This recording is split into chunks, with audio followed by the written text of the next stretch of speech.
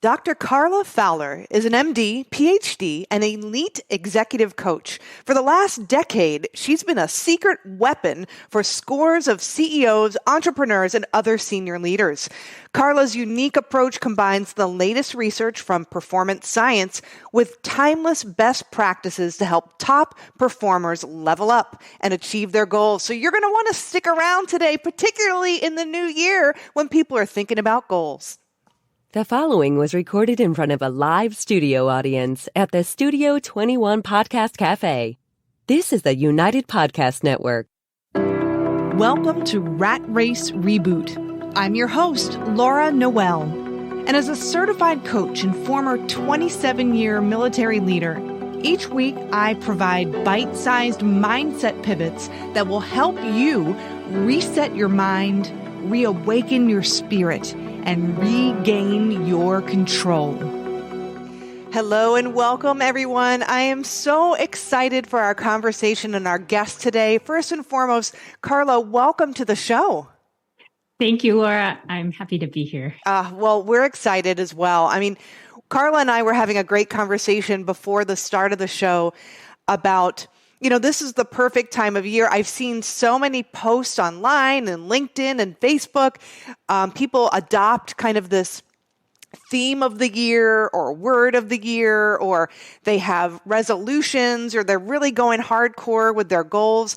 So I think this is a really timely discussion because it's going to help you set forth a plan that resonates with you, that really aligns with your vision, and really connects with some of these principles that top leaders are developing, employing, and adding to their arsenal of things that help them become more successful. So, but before we get into that, Karla, I wanted to hear a little bit about you and your story, your journey.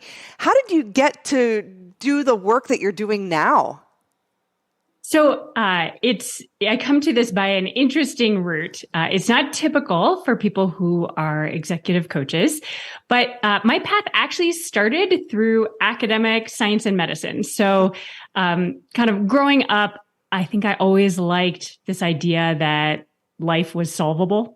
Like that you could encounter things, challenges, and there could be a solution for it. So it's probably not a surprise that I gravitated towards math and science and a little less towards what felt like more ambiguous fields like English or history or some of these things. So that was kind of my early start. And ultimately, that plus this sense that I really liked observing people. I was interested in helping people. Those were the sorts of problems that were the most interesting to me versus more inanimate or, say, computational types of problems. And so that led me to go pursue an MD and a PhD. And they have these great programs where you can do both. And they're funded. So, it takes the bulk of your 20s, but, by the time you're 30 or 31, you get out and you don't have a lot of debt, which is absolutely a wonderful thing. Yeah. And I was really pursuing problems and things I was interested in, that would really help people, from a medicine and a biological standpoint. That being said, all along the way, I was continually putting myself up against different kinds of challenges. So I was a high-level athlete. I played college sports. I rode in college. And after that, even as I was getting my MD and my PhD, I played high-level ultimate frisbee and competed in a number of national championships. And really, I think the thing for me was this constant interest in how are people good at things? Certainly, I had a personal interest in trying to achieve really high levels of performance, whether it was with work, with school, with athletics. But it went beyond that. For me, it was both figuring out how do I get myself to do it, but also looking around and saying, what is making other people successful? Like, what are some of these common principles?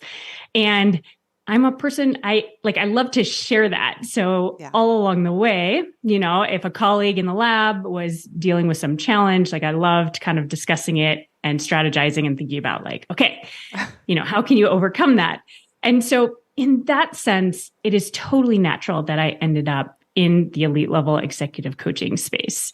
And that was sort of a big pivot, but ultimately for me, it was a way of prioritizing what was the core element of what I most loved in my career, which is separate from what you can be good at. Like I was studying to be a surgeon. I could have been a great surgeon, but that's different from like, where are you thriving? What is like the core of what you are best at? And so ultimately, I did leave medicine and open my practice about 10 years ago, because that was really the space where thinking about these problems and helping people really apply principles of performance was the space that I thought I could most excel at. Oh my gosh, what an amazing journey. And I love that throughout your journey, you used yourself as an instrument to help you understand, what is it that, you were doing so many things so well in vastly different areas, from athletics to medicine to your studies to all of these things. And I always say, when you understand yourself, it has to start with you as the individual. Then you can understand others better. We're all connected, right? And we're all unique too, in the sense of what drives us. But when we can understand ourselves, we can sure help other people unlock that for themselves as well. So I love that you used yourself as an instrument throughout that journey. Mm-hmm. Yeah. And some of it was really looking at that. And that definitely has informed my practice and how I think about performance science. And then I'm an N of one. So obviously I supplemented that then with a bunch of reading and trying and learning about what is out there in kind of in the literature. How are people thinking about this in this space? And one of the things that I really wanted to bring to executive coaching, which is present in different areas, but I really wanted to focus on it, was this idea of performance. And there are elements of that do involve knowing yourself and exploration and these types of things. But I also wanted to really come to the table with tools and very practical ideas and perspectives that really not just help us like thrive as a person, but really help us raise our level of performance. What are the results we're actually producing? And that's not always the goal when people pursue coaching. And so that's important. We need lots of different kinds of coaches.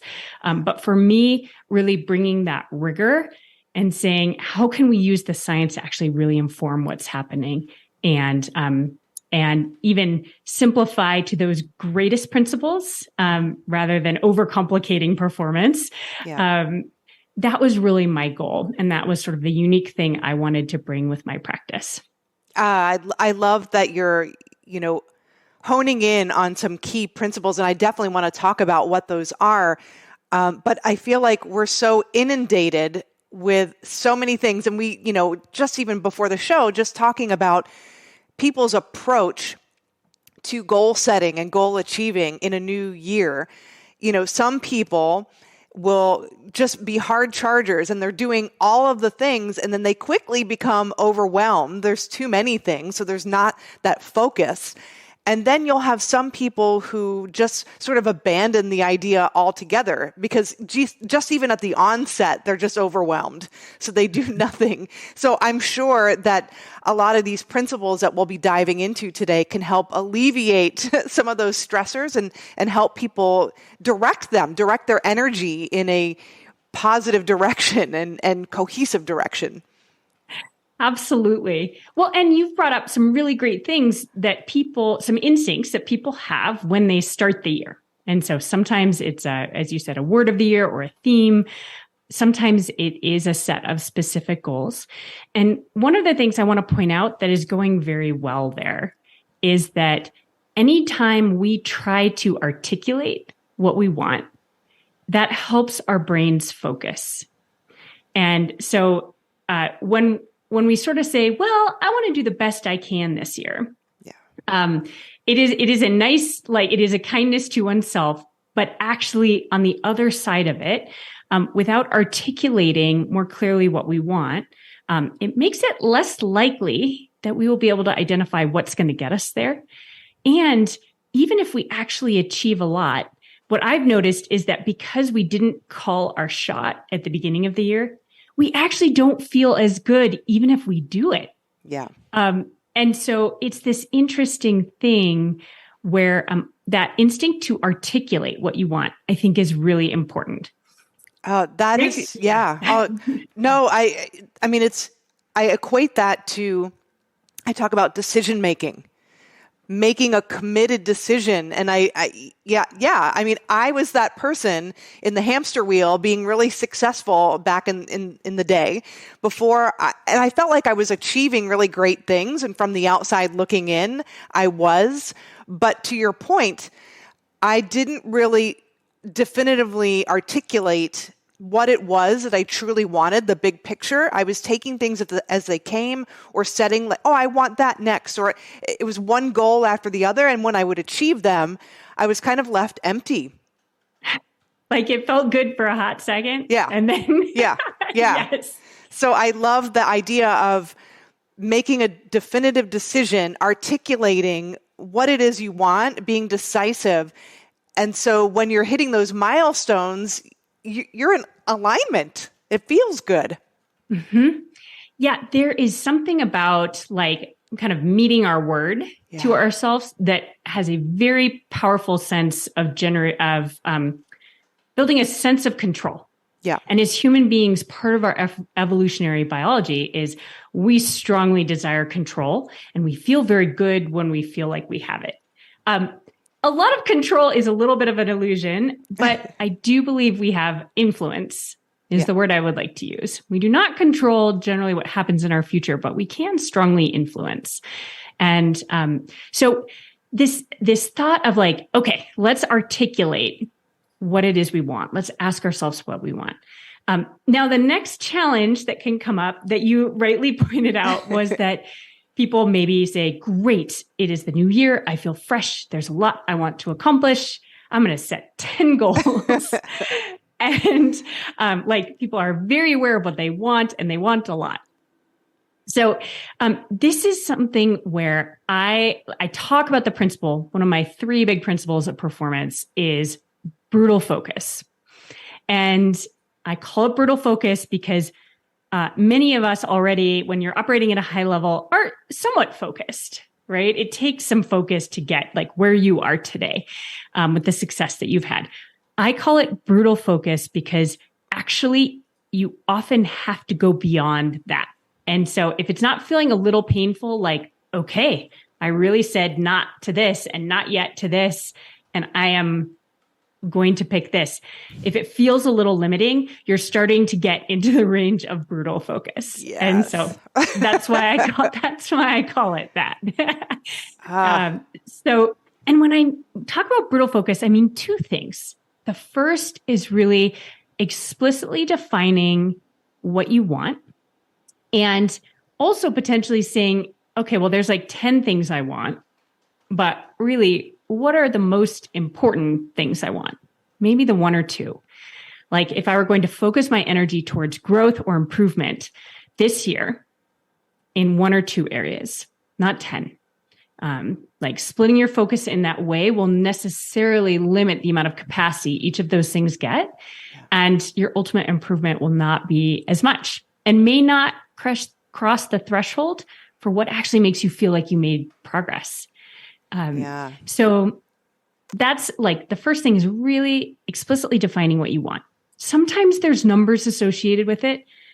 Sometimes it's more qualitative. And for the qualitative stuff, I always say, go back and look at what you wrote down, and any word that's sort of ambiguous, like good or success or better, see if you can't put some more adjectives to it that give it a little more shape, color, shading, something that if you handed it off to another person, like a recipe, they might be able to follow it and, get somewhere near what you had actually intended. So defining what you want. The second piece of brutal focus is then really asking yourself, what is actually most important to drive towards that? Because I think you pointed out earlier or before the show that there are so many ideas about performance, how we improve our performance. It is a noisy field.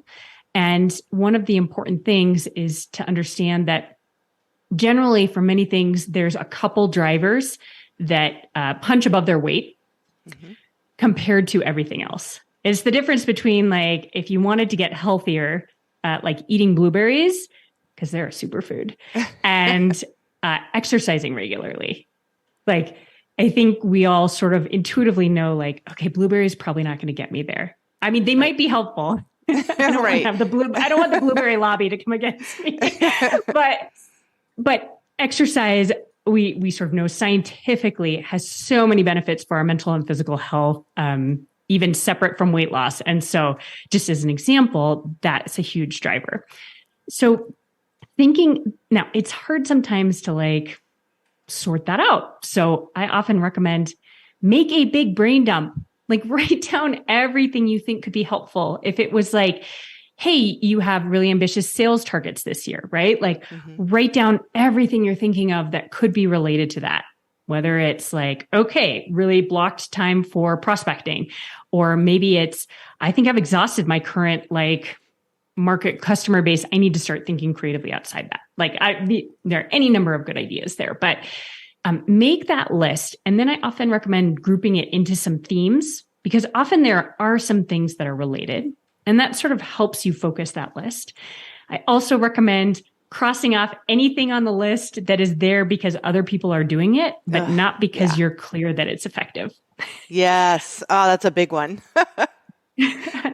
And I guess then the last piece is I recommend trying to get to like somewhere between 1 or 3 big drivers for this goal that you have, and really identify what those are, why you think those are the drivers. And it's okay if you don't get it perfect. Because what I have found is if you even go through this exercise, you are closer to having more impactful inputs into your goal progress than if we don't do this exercise at all. And I'm a big fan of using 80% strategies that compound and doing them consistently versus trying to figure out what is that silver bullet or that 99 percentile strategy. Because it's rare for really challenging and multiplex things that there's like a single thing. Yeah, absolutely. And oh my gosh, I mean, I love this idea of brutal focus. And it's interesting because as we're talking about it, I'm a coach and I get coached. So I am a part of a mastermind, and I have a coaching call today with my coach. And I had been really zeroing in on the goal, and there's an intense part of the coaching, which is the first part of the year. And as I write my goal every single day, and I think about the things that I want, it just like our reticular activating system, that filtration system in our brain, it gets me focused on solutions that are in alignment with that goal. And just today, I just had an epiphany. No, I don't want exactly that. I want it this way. And then all of a sudden I was getting downloads of possible ways to do that. And then I had all of these things that I wanted to accomplish for the year. And I had to have some brutal focus to say, no. Okay, what can I really go deep on right now? What's really going to move the needle? What are some, just like you're saying, is really brain dumping some things and ideas of strategies, and then how does that make sense, and what can I focus on now that will help catapult the next step or the next part of this strategy. But it really takes that brutal focus and deliberate focus each and every day, and discipline to, because I am all about chasing squirrels. I love doing all of the things, and I will. And I actually found myself signing up for a couple of things, and I'm like, no, stop it. What are you doing? That's awesome. Yeah. So I find that, at least I'm sure that you've discovered this as well, being a high achiever, working with high achievers, we like learning. We like doing all of the things. And it's cultivating this awareness. Can I multitask? I guess so, but accepting the idea that that's not our best strategy. Right. And you brought up so many great things in that story. Like one I really want to point out is this idea that you are actually looping on your goal. I call this looping. Okay. Do you remember the spirograph, by the way? Yes. It was like a toy kind of, I don't know. I had it as a child, and you create those beautiful like stencil designs, but you have to like put the pen around this sort of stencil a bunch of times. It moves a little bit every time, and then you're done and you have this beautiful flower design. Well, I like the idea of saying people don't have inspiration like aha that comes out of nowhere. Usually having that clarity that you've really gotten to is this process of going over and over and over something, revisiting it, and it moves forward a little bit every time. So, and sometimes it's hard to tell, until you finish that flower with the spirograph. You're like, is this going to be a pile of scribble or is it going to be something beautiful? But really that looping process gets us to clarity, and our brain is evolving and neurons are developing and clarity is increasing as you go along. And I like to bring that up because I think sometimes we can think that like, if I didn't have an insight on the first day when I thought about this thing, well, that's all there is to find. Yeah. And I really like to affirm people in the no, it's okay to keep going on it. In fact, that is generally how it works. And that is high performing. It's not that the high performers of the world get like an insight on one day and then, they have a successful 10 years. That's really not how it works. They're looping. Yeah. And I love that idea that you mentioned of you don't see it, it's so incremental at times. And then you can have a quantum leap, but you generally don't realize you've had one until you look back and see that beautiful flower, right? And so that sense of control, it's gratifying to check things off a checklist and see, oh, I accomplished this, I accomplished that. But it's a completely different mindset altogether that we really have to embrace, is that consistency, that discipline, to just keep going and accept the fact that even though you can't see the changes, necessarily, that they're happening underneath the surface, and trusting that they are. Absolutely.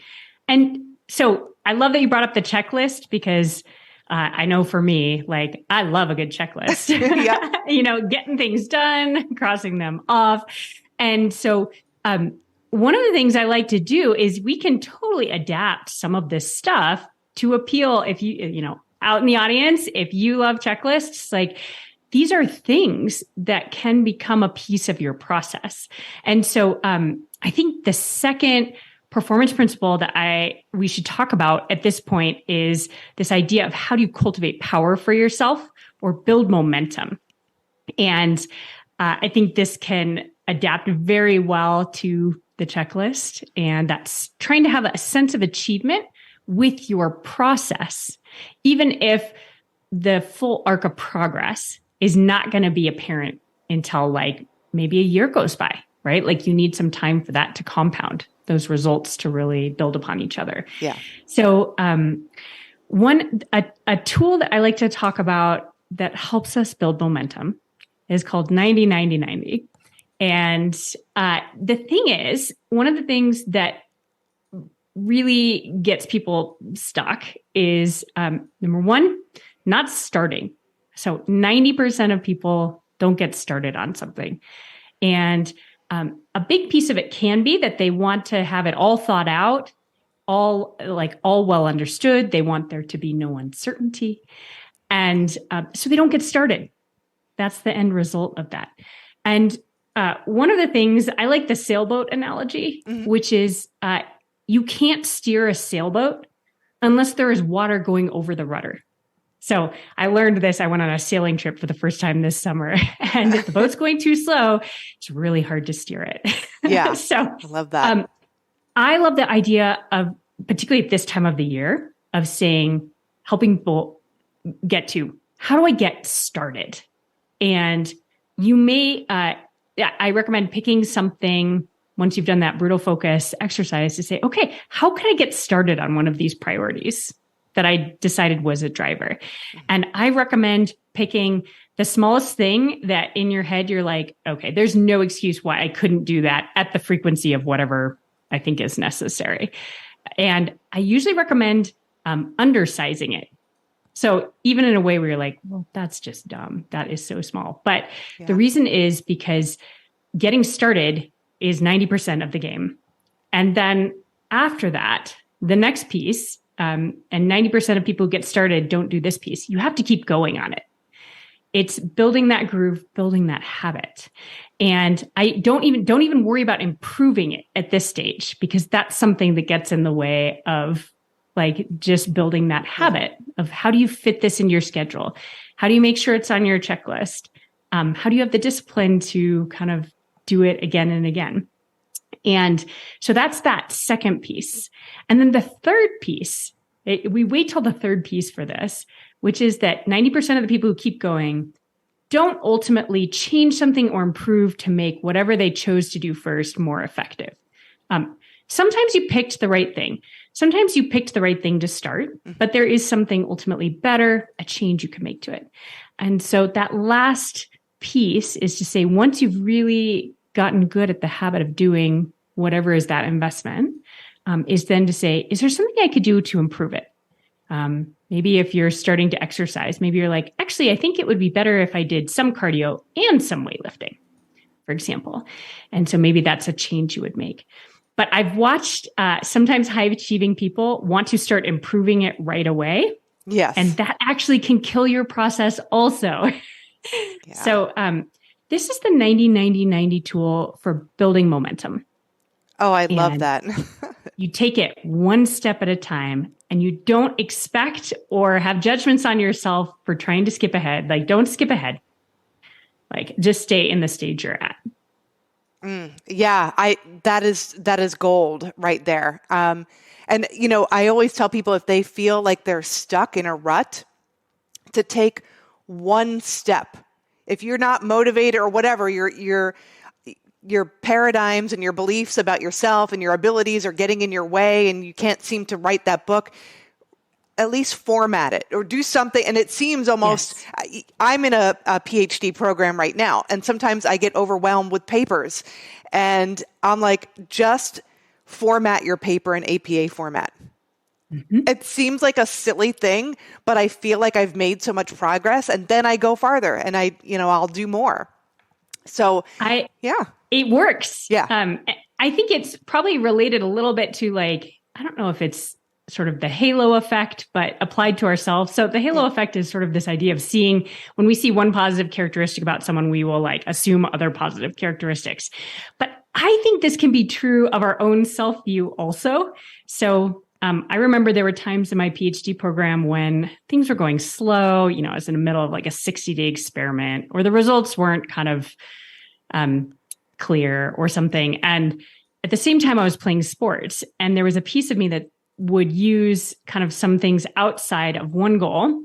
If I was making progress, it built momentum for me that helped me keep going on the thing that was not going as well. It was sort of sustaining. And this is something that works. You have to be careful that you're not avoiding the thing that you want progress in, but that feels uncertain by doing other things. But I do think you can have some transference of personal momentum. Yes, 100%. Yeah, and I think it's important to do things. I mean, hopefully you're doing work that you love and you're advancing goals within that realm, but not just being one-sided and having some other things in your life that bring you joy. I 100%.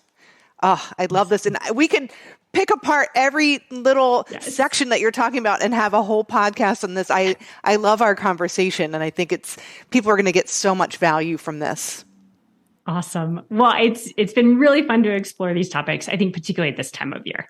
So I'm hopeful that, again, many people are already defining goals. They are articulating what they want. And so hopefully these are just kind of an added layer to help those things be really successful for them. Oh, absolutely. Now, how do people connect with you if they want to learn more about your work and work with you? So, a great place to learn more about my work is my website. Okay. It's at THAXA.com, THAXA. And you can both learn just more about my practice in general. If having a discussion to see if having a one-on-one coaching engagement would be useful, that's a great way to contact me also, so we can set that up. And then if you want to be hearing more about performance science, what I think are some of the best useful principles or tips or tools, I am posting the podcast conversations that I'm a part of on LinkedIn.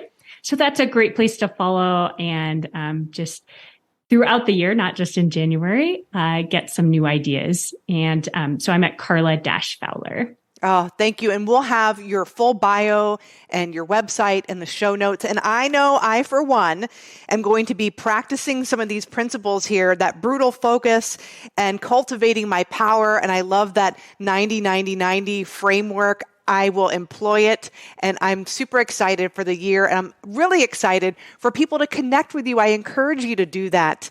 And thank you so much for joining us on the show and adding value to our audience. Laura, thank you for having me. This has been great. Oh, awesome. Well, for those of you listening, we would love to hear your comments.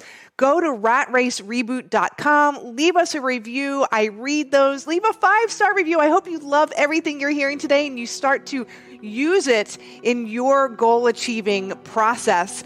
But until next week, we'll see you again. Remember, everything is created twice, first in your mind and then in physical form. We'll see you next week. The views and opinions expressed by the hosts, guests, or callers of this program do not necessarily reflect the opinions of the Studio 21 Podcast Cafe, the United Podcast Network, its partners, or affiliates.